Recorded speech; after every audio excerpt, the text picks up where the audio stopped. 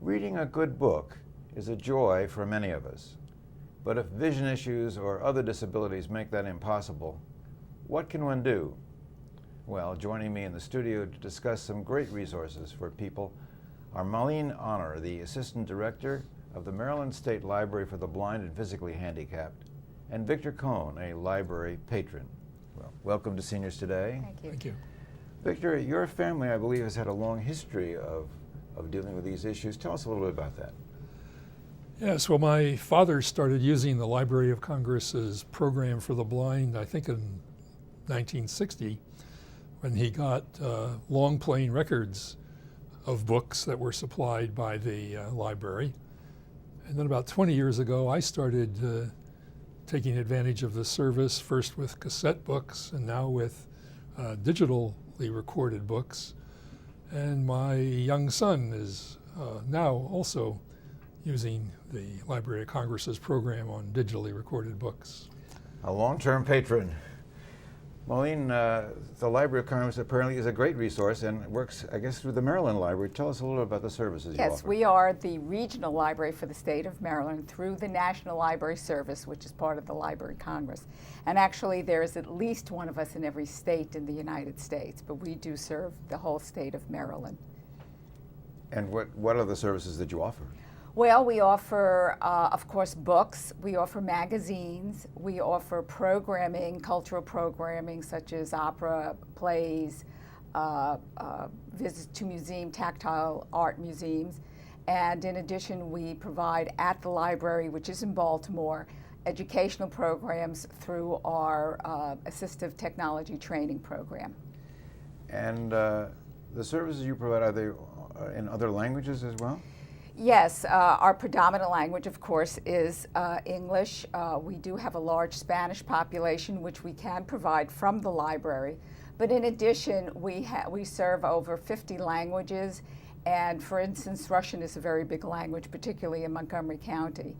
Those are handled a bit differently. We act as the conduit between the patron and the National Library Service, and they house the foreign collection. So you provide what, the books and the equipment as well as? We provide the equipment. We provide cartridges of books. In addition, we have an online service called BARD, where if you have access to a computer, you can download the audio books to the computer and then onto your player. We can use third-party players as well, and the magazines are subscriptions, and you receive all of the issues of the magazines. So, Victor, you've used, obviously, the Maryland Library. Yes. But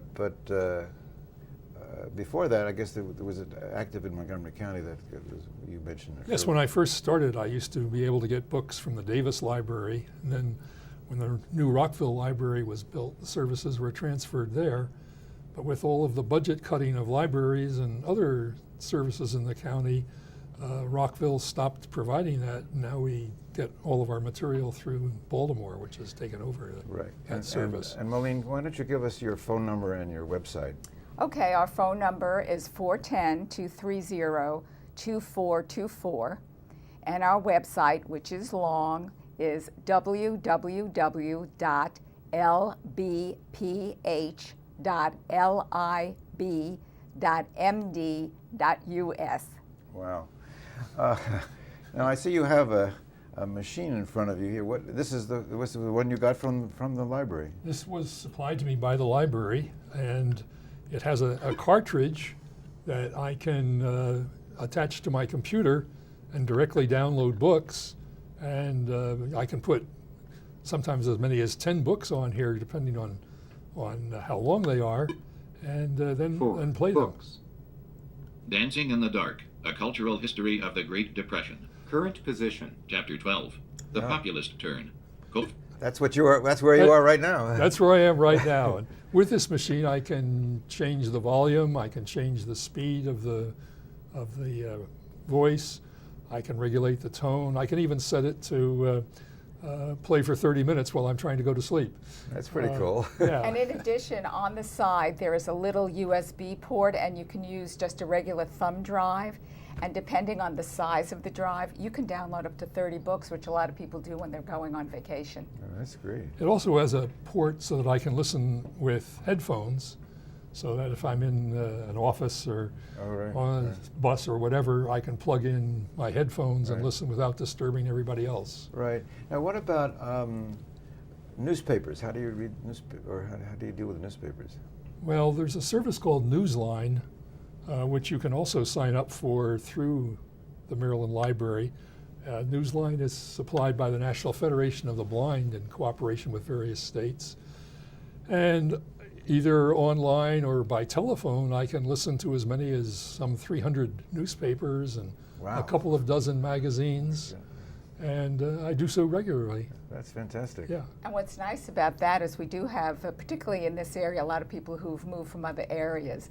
And you can get your local newspaper from where you came from as well. That's great. So you set up your favorites, and every day at 6 a.m. these newspapers are available for your listening. And magazines as well? Yes, magazines also, yes. And I also did want to mention that though this program is particularly for seniors, we serve from birth to death. Wow. We have patrons who are over 100, and we have patrons that are as young as 2 years old. Not many dead people use it, though. No. Now, Victor, you also mentioned, I think, before we went on the air, that you'd worked with the Columbia Lighthouse for the Blind.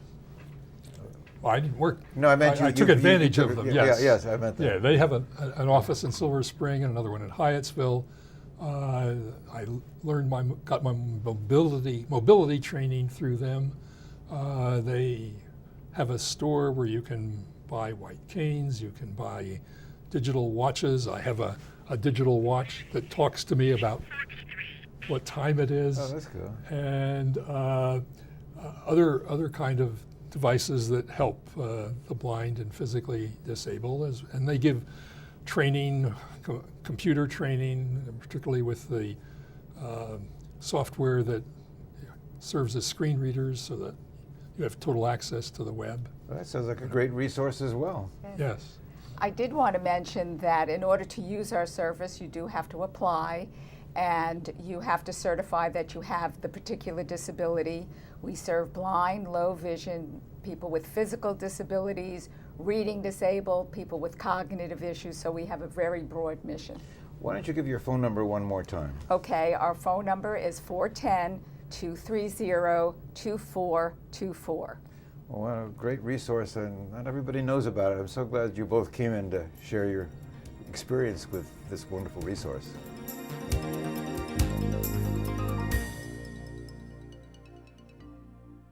Welcome back to Seniors Today.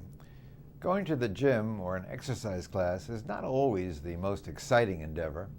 Well, there's something new happening that could just make working out a lot more fun. And joining me to tell us more is Carolyn Ferranti, the Director of Creative Fitness, and Deborah Brandt, a participant. Well, welcome to Seniors Today. Thank you. Thank you. Well, we're going to talk about Zumba in a minute, but tell me, how did you get into this world? Well, Zumba. My background is in theater, and so I worked in the theater for a number of years, and my background is from Northwestern University, and I studied modern dance with Lynn Blum. And then I went into HR, kind of took a little turn into HR, and then back into teaching. So I've come full circle with kind of fitness and fine art instruction. And where did Zumba come into this?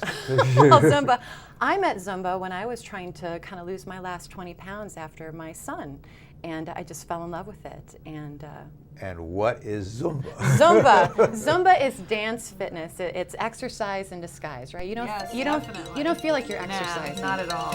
It's like you're out with the girls and boys, and you're out having fun. It's merengue, it's salsa, Just moving and shaking. it's dance. And you're doing it. I'm loving it. Yeah. Yes, I'm doing it. And how did you get into the Zumba world? Well, my doctor recommended that I do some more aerobic exercise, and I looked into it and liked what I saw and loved the class. Where do you do this? In Gaithersburg at the Rec Center. At the Rec Center. Yeah. So tell us a little bit more. I think we're going to show some of us, but, Oh, okay. but tell us a little bit more what this Zumba involves. Well, Zumba was started by Beto Perez in Colombia, and he brought it to Miami in 2001. Zumba is merengue, salsa, reggaeton. It's the music of the clubs. And Beto was a certified instructor in another kind of fitness, and he forgot all of his official music one day, and so he brought his club music from his car into his classes and found that his participants loved that 10 times better. So that's how Zumba was born. And then there's something called Zumba Gold. What's the difference? Yeah, Zumba Gold is designed specifically for baby boomers, you know, anybody 50 and up, but it's also appropriate for anyone who's just new to fitness. Maybe the Zumba that you see on infomercials is pretty high impact. It can be a little scary, you know, if you're looking at that and thinking, can I do that? Zumba Gold is specifically for 50 plus or anyone that just wants a little entree into Zumba. So tell us a little bit about what happens. I mean, it does something to you, I gather. Oh, it certainly it's does. Healthy. Well, what, It gets into your soul. Gets Is what into it your does. soul. It does. It's mind, body, and soul fitness. It is. You forget you're exercising. And that's where there's even a cognitive connection with dance. You know, fitness is wonderful for our cognitive fitness, but dance even more so because there's more room for problem solving. You have this great music going. There's a little bit of open space in Zumba. So we do have some choreography, but then there's a little bit of room for interpretation. And that's where you're with your community, you're dancing with your friends, and that's where the brain just starts to buzz. And you do it at your own level, so it's not like you're pressured to do it one way or another. You do it what works for you, and that's the beauty of it. Yeah. So you mentioned you do it at the Gaithersburg In Seniors. Gaithersburg, yes. Where in the county is Zumba offered? Zumba Gold offered? Well, it's offered a lot of places. Oh, really? I teach at Holiday Park Senior Center 5 times a week. Also Holy Cross Senior Source in Silver Spring, Wow. and Victoria Falls out in Laurel. But you could go to Zumba.com, just put in your zip code, and then look for, and you'll just put the type of class you're looking for, put Zumba Gold or Zumba Gold Toning, which is gold with weights. Okay. So you can look for either of those and just find out what's close to you. And why would you want to do with weights? Weights gives you the added benefit of reduced bone loss, Yes. you know, improved mobility, balance, even reversing the curvature of the spine. I've heard from my participants, so it gives you a little added benefit. I do both. You do both? I do both, yeah. At Gaithersburg? At Gaithersburg, yeah. And how often do you do this, actually? Well, I do twice a week, and I do aerobics twice a week there also. So Oh, I'm you're really four must be days. in great shape. Well, I'm trying. So do you recommend that people go more than once a week, or? That's a great question. I think once a week is a good place to start. I think wherever you are, you can start there with Zumba. I have participants that sit in chairs, and Really? they just do the upper body portion of the dance. And you can even pull your chair up right onto the dance floor and dance with everyone else. Certainly, if someone needs to take a break, they're welcome to just go sit down, take a little breather, and come back. But then once you get up to a full workout, it's great to add that second workout. And you say do it in a chair, but you can't move your feet. That's you just do the upper body, so like a little reggaeton, right? Or we promised we weren't going to dance too much out here, but yeah, you can dance in the chair, just using the upper body. And do you have is there a website that you have? Or I do. I mean, you can go to Zumba.com, certainly. mentioned that. But I'm also on Facebook. Creative Fitness LLC is my company, and you don't have to be on Facebook to have access to that. You can just look Creative for Fitness. Creative Fitness LLC. Okay. And if you message me, I'll be certain. I'd love to get back to people and just let them know what would be a good class in their area. Do you have a phone number that you want to? Sure, 301-758-7447 would be great. That's great. Yeah. Now, is there a charge for the classes at Holiday Park? There is, and if you have the HIPSI card, it's a reduced rate. The HIPSI? The Holiday Park Senior, like if you Oh, join, oh, if you join, get the yeah, membership, right, it goes right, down. right. But I believe without the card, it's about $3 a class, but it's less than that if you're a member. I see. Well, that's very reasonable. Definitely. Do you have to have a doctor's approval to do this? Because it sounds could be vigorous. I don't know. It can be vigorous. I mean, and as we've said before, you can pace it to whatever your ability is and whatever your level is that day. I think it's certainly a great idea to do so. It's not required. It's but not required at Holiday Park. I think others have mentioned perhaps at Holy Cross it is required. If you want to come and check it out, and you're certainly welcome, Austin, we'd love to see you there. Right. The first Thursday of every month at 1:15 at Holiday Park is just a Zumba party. It's free for anyone who's in the classes. If you're not in the classes, it's just $3 at the door. You can just come and dance, check it out, see how you like it. And what is it about? You said 40, is it 45 minutes or?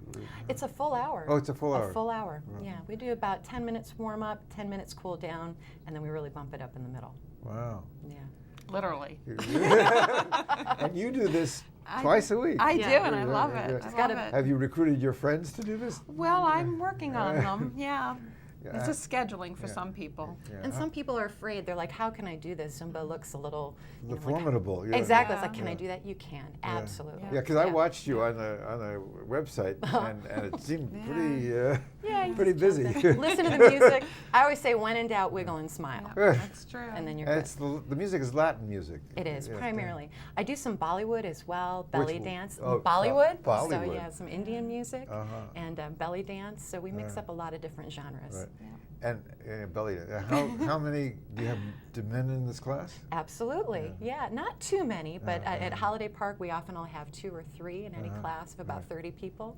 And So we need to spread the faith. We do. Yeah. We do. It's wonderful. The cost sounds pretty modest. excellent. Yes, it is. It is. The time demand is less than about an hour. It's an hour. Yeah. And once a week would even do it. Yeah. And you'll just get buzzed for the rest of the day. You're energized. Right? I feel Yeah. energized the rest of the day. I love to start my day off with it. Sounds great. Well, thanks for coming in. And, Thanks for having us. Yes, and thank you. And we showed some of what you did. Uh-oh.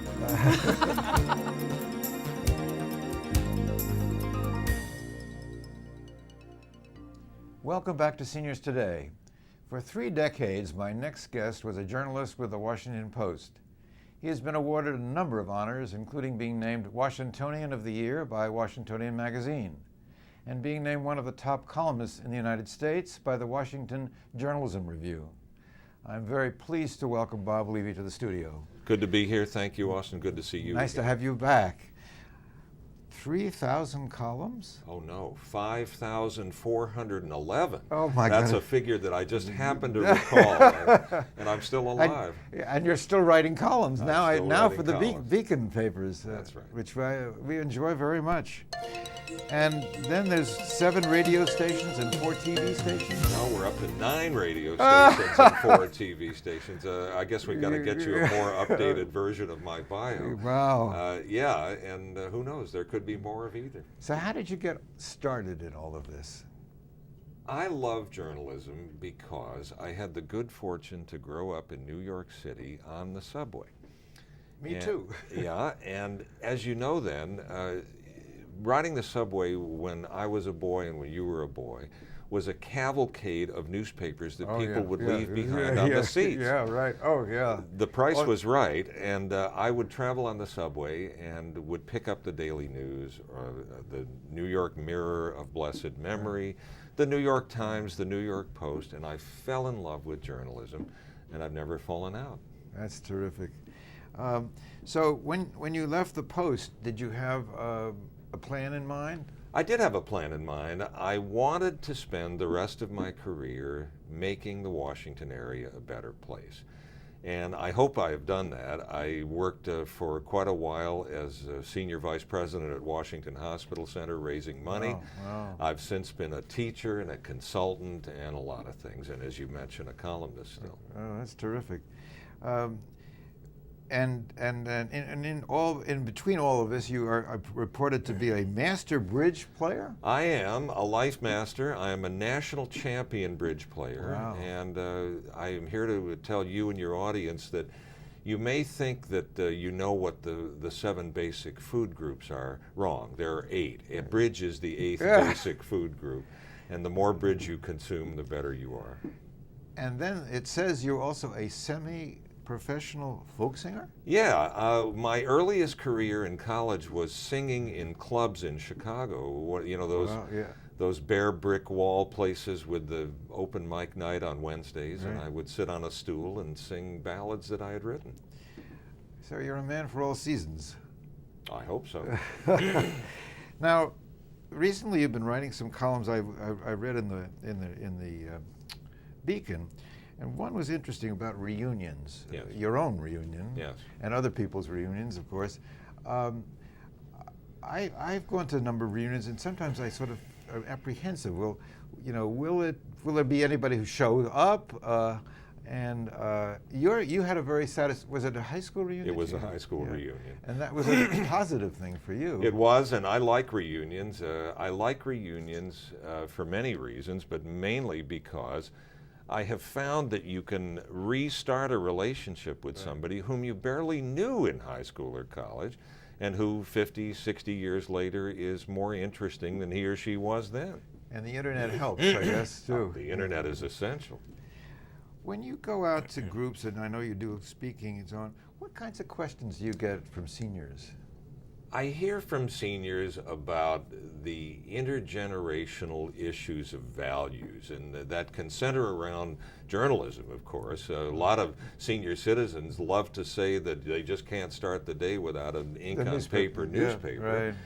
And of course, the generations below us, Austin, don't feel that way. Right. And the farther down you go, the less they feel that way. My own children, who would never have had a meal if it were not for the newspaper business, don't read newspapers. Oh, wow. So, that must upset you. Not really. You can't hold back progress like this. Right. You can't hold back change. Right. But what I hear from when I go out to speak is whether this is making us a less safe and less good country. And I think in a way that is correct, because when we have media that don't go as deeply into stories as they once did. Investigative journalism. Yeah, investigative journalism, foreign correspondence, specialized feature writing, everything that costs money in journalism is drifting away. Yeah. And I think the people who suffer from that are the people whose ages begin with a 1, a 2, and a 3. Yeah. Anyway, I hear that. I hear a lot about transportation, and I hear a lot about medical care, and about whether older Americans here and elsewhere are going to be forced into a system of medical care which won't really help them. On the transportation issue, we were just talking about that with Council Member Berliner, and what kinds of issues do you see? The congestion in if it's in the Washington area. It isn't just that. With older Americans, especially in Montgomery County, the issue of when to give up driving and what to do instead. Right, it's a real issue. It's a real issue, particularly for people above 75. Right. Public transportation is excellent in this county, but it's not excellent for everybody. Right. We have kind of a spread out county once you get beyond the Beltway, and it's hard if you don't drive. Yeah, well, that's one of the things that I know the Commission has been focusing on. The issue of door-to-door transportation is a real one. That's right. We have some things in place, but not enough. That's right. It needs work. And you've also written a little bit about scams. You had one column, which is a troubling issue for seniors. You know, it has always been with us. The older people get, the more vulnerable they get. I don't think that's any question. There's any question about that in not only in the business realm, but in every other realm. But the column that I did was about an 88-year-old man who went into a car dealership, and they basically looked at him like chum.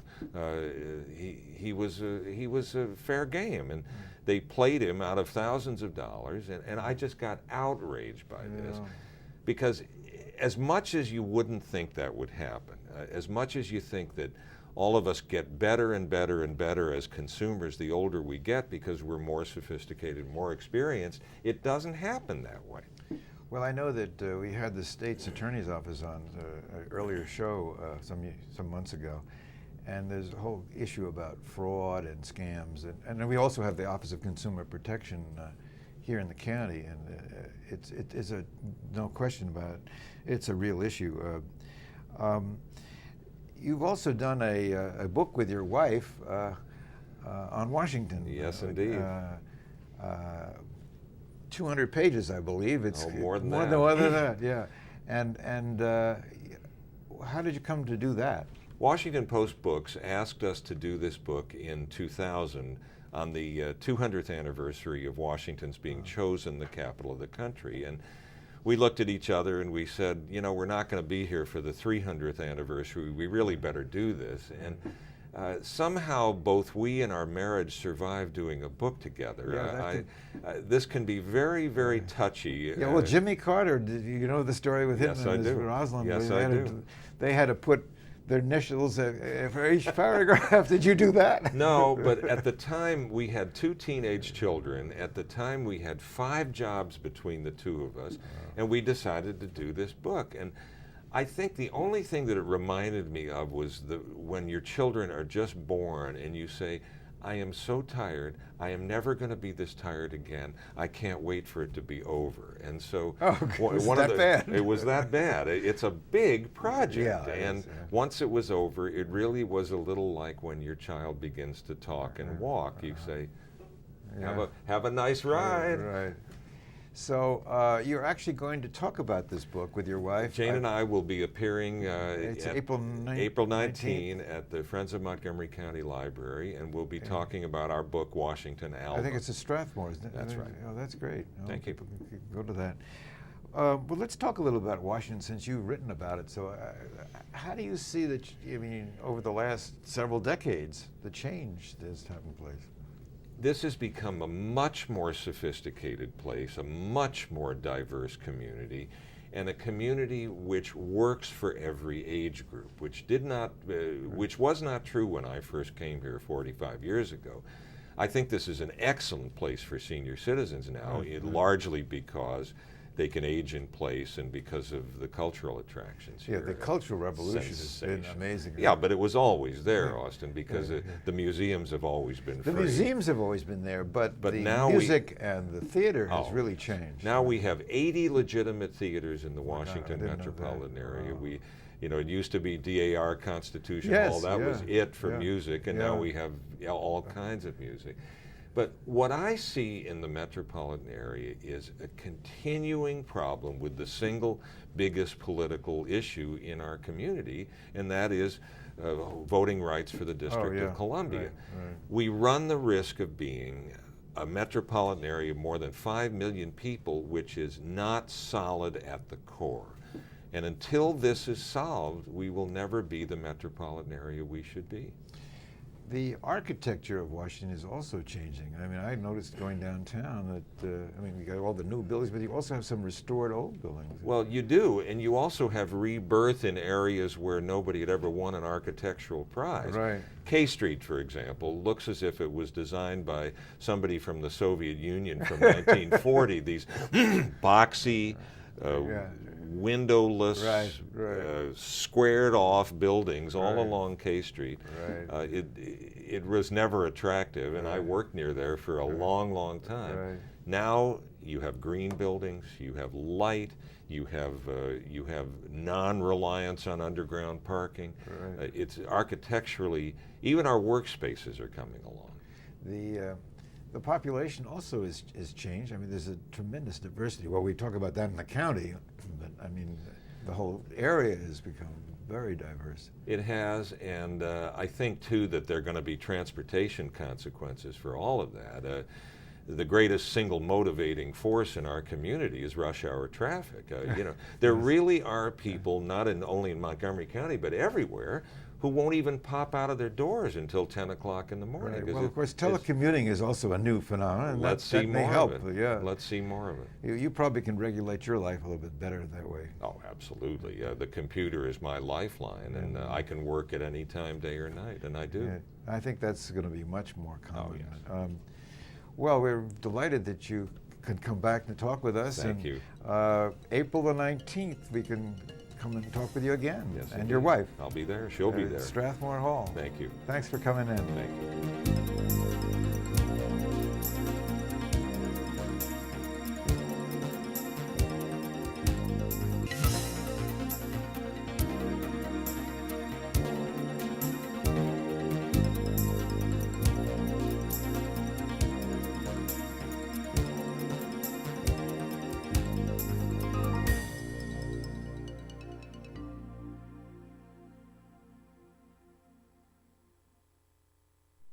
have a kit so you're ready for any emergency. Develop a plan for what you and your family will do before disaster strikes, and stay informed during severe weather any way you can. Visit ready.gov for ways to prepare your family for emergencies.